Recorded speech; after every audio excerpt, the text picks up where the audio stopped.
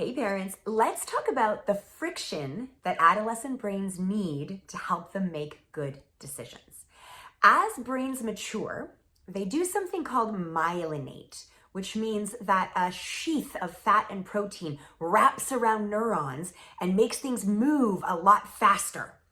And it's a slow process. It starts at birth and takes years, decades to finish. So that means that by the time your teenager is a teenager, the downstairs parts of their brain that are responsible for their reflexes, their knee-jerk reactions, and their emotional centers, those are already myelinated. So those are moving as fast as the Autobahn. That is a super highway.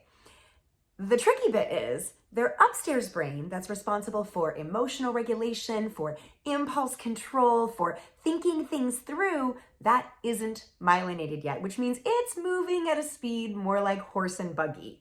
So if you've got super highway emotions and horse and buggy impulse control, you can imagine how that comes together in an adolescent brain and leads to more risk taking.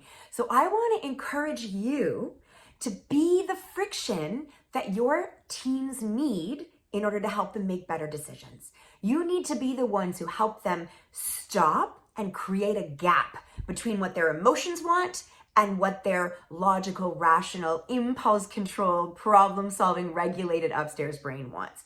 Be the friction. Be the curfew. Be the household that says we are not having phones, iPads, computers in bedrooms at night. Be the family that says, we're not going to go on social media until we're at least 16.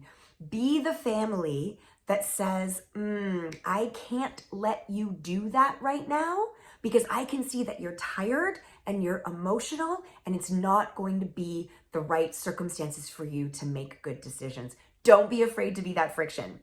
If you would like to learn more about the adolescent brain, to understand your kids and teens better, and to learn how to put some of these strategies in place in really practical ways that work for your family, book a Connect with Kate call. I would love to talk to you.